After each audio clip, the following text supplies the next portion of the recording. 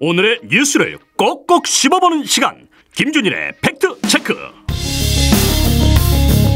화요일의 코너죠. 김준일의 팩트체크 시간입니다. 뉴스톱 김준일 수석 에디터와 함께합니다. 어서 오십시오. 예, 안녕하세요. 목소리가 안 좋으셔가지고 걱정입니다. 죄송합니다. 예, 일단 청취자분들께 죄송하다는 말씀드리고요. 예, 빨리 나아져서 그러니까요. 오겠습니다. 예, 쾌차하셔야 되는데 저희 청취자 아프로디테님께서 김준일의 팩트체크 좋아요. 김준일 대표님 오늘도 명쾌한 설명 부탁드립니다. 또 뭐 목 상태 안 좋으신 것도 알고 계신가 봐요. 이게 좀 걱정을 해주셨는데. 네, 감사합니다. 네, 빨리 나으시기를 바라면서 예, 알겠습니다. 현안을 한번 짧고 굵게 짚어보겠습니다. 북러 정상회담 얘기부터 해봐야 될 것 같은데요. 네. 지금 시기와 장소가 공개되지는 않았는데 곧 이루어질 것으로 보입니다. 일단 그 동방 경제 포럼이 이제 내일 열려요. 그래서 지금 정부에서는 내일 할 것이다. 이제 그렇게 보고 있고요. 뭐 일본 언론에서는 오늘 저녁에 만날 수도 있다. 뭐 이런 관측 보도까지 지금 나온 상황입니다. 그런데 지금 흥미로운 게 지금 김정은 위원장이 열차를 타고 지금 가고 있잖아요. 네.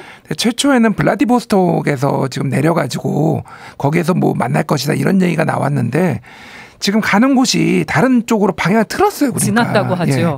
그래서 우스리스크 방향으로 이동을 해가지고 지금 다른 쪽으로 좀 가고 있다라고 해서 일종의 연막 전술을 좀 펼치는 거 아니냐 뭐 이런 얘기도 나왔고요. 지금 푸틴 대통령 같은 경우에는 보스토치니 우주기지를 방문할 계획이 있다. 방금 전에 얘기를 했거든요. 그래서 여기에서 지금 김정은을 만나는 것 아니냐 뭐 이런 얘기까지 나오고 있어서 어쨌든 시기하고 장소가 아직 좀 미지수긴 하지만은 아마도 빠르면 오늘 저녁 아니면은 내일에서 하루 이틀 사이에 지금 만날 가능성은 매우 높다 이렇게 봐야 될 것 같습니다. 네, 김정은 위원장의 러시아 방문이 4년여 만인데 이번 회담이 어떻게 추진이 된 상황인지도 좀 짚어주시면 좋겠는데요. 그러니까 서로의 좀 이해관계와 필요성이 맞아 떨어졌다 이렇게 봐야 될 것 같아요. 2019년 4월에 이제 그때 방문을 했거든요. 그때도 기억하실지 모르겠는데 김정은 위원장이 기차 타고 갔습니다. 그때도. 그래서 1200km 이렇게 이제 기차를 타고 갔어요. 그래서 이거는 뭐 관행적으로 좀 많이 이런 방식을 선호한다. 왜냐하면 예전에 김정일부터 기차를 선호를 했거든요. 이제 이렇게 격추의 위험이나 뭐 이런 것들 때문에. 근데 이제 2019년에는 기억하시겠지만은 이제 그 남북 간의 관계가 상당히 좋았고 여기에서 이제 러시아하고의 관계를 북한이 좀 가깝게 하면서 요거를 지렛대로 남한과나 미국하고의 협상에 이용하려고 이렇게 했다라고 이제 보면 될 것 같고 지금은 이제 한동안 멀어졌죠 러시아하고. 그런데 지금은 서로의 이해관계가 맞아 떨어졌다. 좀 뒤에 자세히 설명하겠지만은 지금 무기가 급한 러시아, 지금 실전에 쓸 무기가 급한 러시아와 우크라이나 전쟁 때문에 그리고 앞으로 첨단 무기 개발이 필요한 지금 북한이 서로 이해관계가 떨어져서 전격적으로 좀 이루어졌다 이렇게 봐야 될 것 같습니다. 네, 아니 그렇지 않아도 이번 김정은 위원장의 러시아 방문에 당, 정부, 군부 핵심 실세들이 수행을 하는데 아무래도 무기 거래와 관련해서 군부 실세들이 대거 포함된 점이 주목이 됩니다. 통일부도 2019년하고 비교했을 때 군사 분야 담당자들이 많이 수행하고 있다고 평가를 했더라고요. 그러니까 누가 가냐면요. 지금 군서열 1위 리병철 당 중앙군사위원회 부위원장, 그리고 2위 박정천 전 당 군정 지도부장, 그리고 그 외에 뭐 최선희 외무상, 뭐 오수용, 박태성 당비서 등등등 이제 포함됐다고 알려져 있습니다. 그러니까 군인들이 군서열 1, 2위가 간다라는 거는 이거는 군사 협력 빼고는 얘기를 이제 뭐 다른 거 상상할 수가 없는 거죠. 반드시 논의가 된다는 거죠. 반드시 논의가 된다. 근데 이게 하나는 군사 교류 협력, 이제 무기 거래가 이제 하나가 될 거고 또 하나는 합동 훈련이 이게 성사가 될 것이냐. 북한은 원래 주체 사상이라는 것도 그렇고 전통적으로 자주 우리 민족끼리 뭐 이런 거를 굉장히 강조했기 때문에 중국이나 러시아하고 합동 훈련을 해본 적이 없어요. 한국은 이제 미국하고 합동 훈련을 계속 하고 있죠.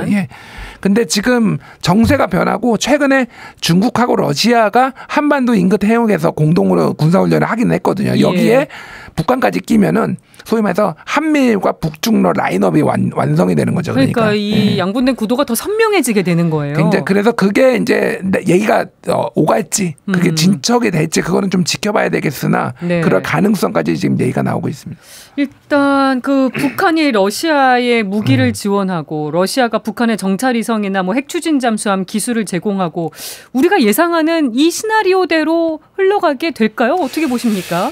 쉽지는 않을 것 같아요. 제가 보기에는. 왜냐하면은 지금 현지 언론이나 뭐 외신들 나오는 거 보면은 러시아는 핵심 기술을 내주는 것에 좀 저하하고 있다. 주저하고 있다. 그래서 식량으로 퉁치려고 하고 있다. 뭐 이런 얘기들이 나오고 있어요. 그러니까 예. 지금 북한이 지금 굶는 사람이 아사자가 많이 나오고 어렵다고 있거든요. 하죠. 어렵다고 하니까 식량을 지원하고 무기를 받는 것 쪽으로 하고 있는데 그거는 북한이 안 받죠. 북한이 안 받을 테니까.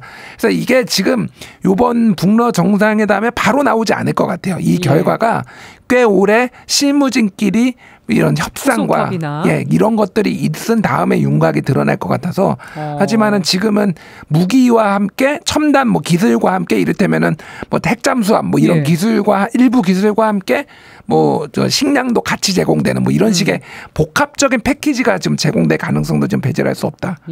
결과에 지금 관심이 쏠리고 있는데 북한이 만약에 러시아에 뭐 포탄 등을 제공을 하게 된다면 이게 러시아의 우크라이나 전쟁을 좀 도와줘서 전쟁이 더 길어지게 되는 건 아닌지 우려되는 부분도 있습니다. 그렇죠. 그러니까 이거는 뭐 명백한데 러시아가 불법으로 이제 우크라이나를 침략을 한 거잖아요. 그래 이 전쟁의 규칙 사유는 이제 러시아한테 있는 거고 북한이 이거를 무기를 줄 경우에는 이제 그런 문제가 발생을 하는 거죠. 그래서 미국이나 이런 데에서는 지금 이거에 북한의 안보리 제재 위반이다라고 지금 하고 있고 제공할 경우에는 추가 제재하겠다라고 하는 건데 사실 이미 뭐 최고 강도의 제재가 지금 주어지고 있는 상황이라서 추가 제재가 의미가 있을지. 왜냐하면은 러시아로부터 더 많이 받으면 되는 거예요. 뭐 식량이나 기술이나 이런 거를. 그러니까 이게 엄포를 놓고 있는데 미국도 그렇고 한국도 그렇고 이게 북한을 막을 수 있을지는 의문이고 지금 미국에서는 그러니까 안보리 제재는 아니야. 왜냐하면은 그러니까 러시아는 안보리 제재는 될 수가 없는 게 본인이 안보리 상임이사이기 때문에 안보리 책임이 있는 상임이사국인데. 그러니까 본인은 하지만 미국이 사적으로 지금 제재를 하고 있거든요. 다른 동맹국들과 함께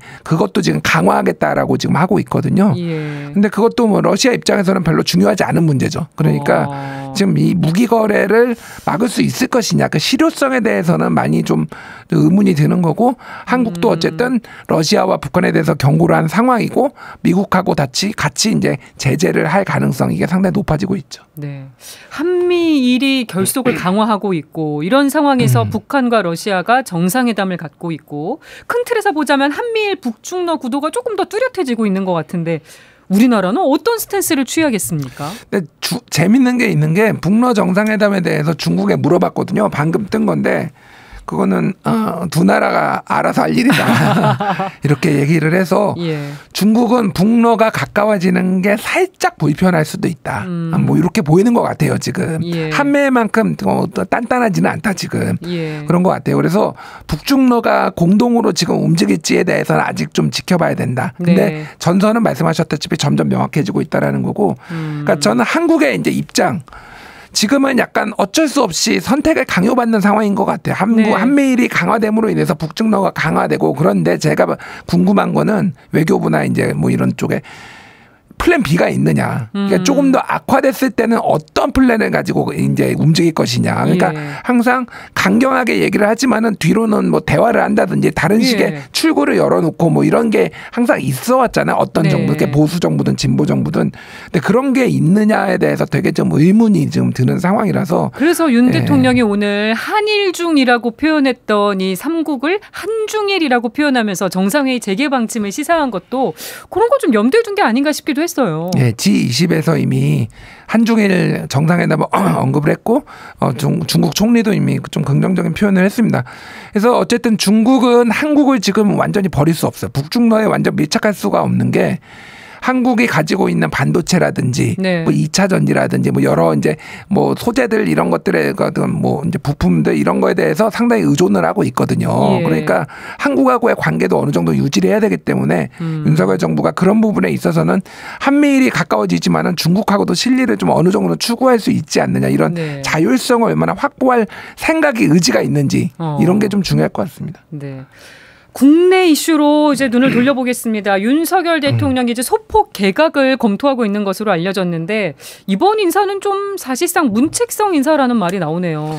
사실 이번 인사는 전부 다 문책성이에요. 그러니까 왜냐하면 지금 처음에 얘기가 나왔던 게 국방부 장관, 여가부 장관, 문체부 장관 그리고 과기정통부 장관까지 한때 언급이 됐어요. 예. 과기정통부 장관은 지금 얘기가 들어갔는데 이 R&D 예산 삭감한 거 가지고 과학자들이 강하게 반발하는 것에 그랬죠. 대해서 이거에 대해서 문책을 좀 하는 성격. 왜 이거를 제대로 관리를 못했느냐. 예. 근데 이거를 지금 전원에 따르면은 이거를 이종호 장관이 대통령한테 이런 일이 있다라고 보고를 했는데 대통령이 뭐 경로했다. 뭐 이런 얘기도 또 있어요. 예. 약간 그런 상황이 있는데 어쨌든 이종호 장관은 빠지는 것 같고 나머지는 다 교체 대상이거나 그러니까 견책 대상인 거죠. 그러니까 국방부 네. 장관은 지금 최상병 사건 네. 뭐 말로는 한미일 안보 동맹을 더 강화하기 위해서라고 하는데 아무도 안 믿을 겁니다. 그 얘기는 네. 한 명도 안 믿을 거고요. 최상병 이제 수사 해병대에서 외압 의혹 이거와 관련해서 사건을 이렇게 키운 것에 대한 문책 그리고 여가부 장관은 잼버리의 문책 네. 그리고 문체부 장관은 장관 평가가 최하위였어요. 지난해. 예, 그 정도로 좀 평가가 안 좋고 지금 여러 가지 상황을 봤을 때 언론에 대해서 장악력을 키우려고 할 때는 왜냐하면은 네. 방통위가 방송은 하지만은 일반 신문이나 인터넷 신문은 문체부에서 담당하거든요. 그러니까 장악력을 좀 강화하기 위해서는 박보균 정도는 안 된다라고 해서 조금 뭐 문책성과 뭐 이런 것들이 섞여서 조금 되는 것 같아요. 그 중에서 국방부 오늘 또 눈길이 많이 쏠렸는데 이종석 국방부 장관이 사의를 표명했습니다. 예. 근데 민주당이 국방부 장관 탄핵을 추진하고 있는데 사의를 먼저 표명을 한 거예요. 요거를 어떻게 봐야 될지. 끌려다니지 않겠다는 거죠. 뭐 이종섭 장관의 사의가 본인의 정말 사의였겠습니까? 그냥 대통령실이나 윗선에서 사의를 하시오. 그러니까 이거는 이종섭 장관뿐만이 아니라 대부분의 사의를 표명하는 장관들은 조율을 합니다. 네. 어떤 식으로든 위하고 조율을 해서 본인이 후보자가 됐든 장관이 됐든 사퇴할 때는 다 이유가 있는 거죠. 예. 그러니까 이거는 끌려다니지 않겠다. 왜냐하면 탄핵을 일단 발의가 돼서 통과가 되면은 사퇴를 못 해요. 그럼 최소 3달에서 길면 6달 이렇게 후임까지 어려워지니까 뭐 그런 문제들이 이제 있게 되니까 그거를 미연에 방지하기 위해서 지금 했다라고 봐야 될 것 같습니다. 네. 후임으로 국민의힘 신원식 의원이 유력하게 거론되고 있는데 이제 장군 출신이죠. 신 의원에 대한 대통령의 신뢰가 또 깊다는 얘기도 들리고요. 일단 수도방위 사령관 그리고 합참 작전본부장, 합참 차장 이렇게 지냈으니까 전문가는 맞죠. 그러니까 네. 뭐 국방부 장관으로서 손색이 없을 수도 있다라는 건데 이것 때문에 발탁이 된 것 같지는 않고요. 그 홍범도 흉상 육사 이전 문제를 뭐 좀 중요한 인물 중에서 네. 유튜버들 말고 가장 먼저 제기한 게 신원식 의원입니다. 작년에 신원식 의원이 그걸 공식으로 문제 제기를 했거든요. 예. 그래서 지금 이념 전쟁에 최선봉에 섰다. 이렇게 좀 봐야 될 것 같아요. 지금 바뀌는 사람들의 특징이 아까 전에 얘기했지만 유인촌, 네. 신원식 그리고 여가부 장관 김행 좀 이따 얘기하겠지만 나오잖아요. 다 잘 싸우는 사람들이에요. 지금 대통령이 야당하고 싸워라 전사처럼 네. 싸워라 이렇게 얘기했잖아요. 특징들이 다 신원식 의원도 지금 이종찬 광복회장한테 막 당신이나 사퇴하시오 막 이렇게 얘기하고 막 그랬잖아요. 목소리를 강하게 낼 수 있는 사람들을 전진 배치했다고 봐야 돼요. 그렇게 보는 거야. 그러니까 그 이념 전쟁에 특화돼 있고 이제 전진 이론 물론 이분의 경력이나 이런 것들이 훌륭하기 때문에 그런 것도 어느 정도는 가만히 됐겠지만은 후자가 훨씬 더 제가 말한 이념 전쟁과 파이팅 뭐 이런 네. 것들이 좀 가만히 되지 않았나 그렇게 봐야 될 것 같습니다. 지금 여성가족부 장관 후보로는 김행 전 국민의힘 비대위원이 거론되고 있습니다. 여가부가 새만금 잼버리 주무부처였는데 아무래도 파행 사태에 책임을 물은 게 아닌가. 지금 감사원 감사도 진행이 되고 있고요. 그렇게 뭐 봐야 될 것 같은데 사실 여기 윤석열 정부 공약은 여가부 폐지였잖아요. 오늘 유상범 그 국민의힘 수석 대변인이 그 다른 라디오에 나와가지고 상황에 따라서 공석으로 두는 것도 검토된다 이렇게 얘기를 했거든요. 이게 좀 미묘한 부분이 있는 거죠. 뭐냐면은 말씀하셨다시피 여가부 폐지는 공약이었고 하지만은 야당이 지금 민주당이 협조를 해줄 생각은 없으니까 어정쩡하게 가고 있는데 예. 내년 이제 여가부 예산은 한 8%가 늘렸거든요. 지금 그러니까 소위 말해서 2대남 2030 낭성들이 난리가 났어요. 이게 뭐냐라고 하니까 약간 그들을 선거를 앞두고 그들을 달래기 위해서 공석으로 두는 방안도 검토하고 있다라는 식으로 약간의 운을 띄운 건데 예. 지금 제가 전해 들은 바로는 김행 전 비대위원에 대한 용산의 신뢰가 상당히 강하다. 그리고 비례의원도 제시를 해보고 여러 가지 제시를 하다가 예. 결국은 이쪽 여가부 장관 쪽으로 갔다라는 거예요. 예. 그래서 아마 그냥 용산에서 임명할 것 같아요. 그냥. 예. 지금 개각하고 맞물려서 총선에 출마할 대통령실 수석이나 뭐 비서관들 출사표도 이어질 것으로 보입니다. 그래서 이번에 대통령실 참모진 개편도 불가피한 거 아니냐는 얘기가 많이 나와요. 뭐 이미 이제 참모는 아니었지만 권영세 통일부 장관이 이미 이제 용산을 출마하기 위해 이동을 했고 이제 줄줄이 나갈 거예요. 그래서 김은혜 홍보수석, 이진복 정무수석, 강승규 시민사회수석 그 외 밑에 이제 뭐 비서관과 행정관까지 이제 줄줄이 나갈 것으로 보입니다. 그래서 뭐 대폭 이제 개각이나 이제 이렇게 참모진 개편이 불가피한데 국정 기조가 바뀔지에 대해서는 좀 봐야 될 것 같아요. 왜냐하면은 이번 장관 인선도 국정 기조를 바꾸는 거하고는 거리가 멀었거든요. 더 잘 싸우는 사람 이렇게 됐다고 하면은 내년 총선까지는 현재 기조가 유지될 가능성이 상당히 높은 것 같습니다. 네. 끝으로 이것만 더 짚어볼까요? 이재명 대표가 오늘 검찰에 출석을 했습니다. 뭐 검찰이 이제 수사를 종결 짓겠다는 입장인 것 같은데 단식을 지금 이제 대표가 오래 하고 있는 상황이라서 오늘 조사가 생각보다 빨리 끝났어요. 예, 2시간 만에 이제 끝났으니까 검찰도 너무 막 지난번에 150페이지를 들고 와가지고 이거 다 질문이 150페이지였어요. 그러니까 그거를 이제 너무 좀 무리한다 이런 얘기가 있어서 단식도 하니까 왜냐면은 쓰러지기라도 하면은 검찰한테 또 욕이 한 바가지 갈 거 아닙니까? 그러니까 최대한 짧게 한 것 같고 이재명 대표는 나와가지고 조폭 출신과 중대범죄를 저지른 만큼 어리석지 않다. 그리고 이거는 이화영이 나한테 보고를 안 하고 다 했다. 이런 취지의 얘기를 했어요. 그래서 이거는 결국은 기소도 예정돼 있고 체포영장 날라오는 거 기소 다 예정돼 있고 결국은 이제 국회에서 어떻게 처리할 거냐 체포동의안 그리고 그다음에 이제 재판 어떻게 할 것이냐 뭐 요걸로 남은 것 같아요 지금은. 네, 알겠습니다. 김준일의 팩트체크 김준일 뉴스톱 수석 에디터와 함께했습니다. 빨리 나으십시오. 예, 감사합니다.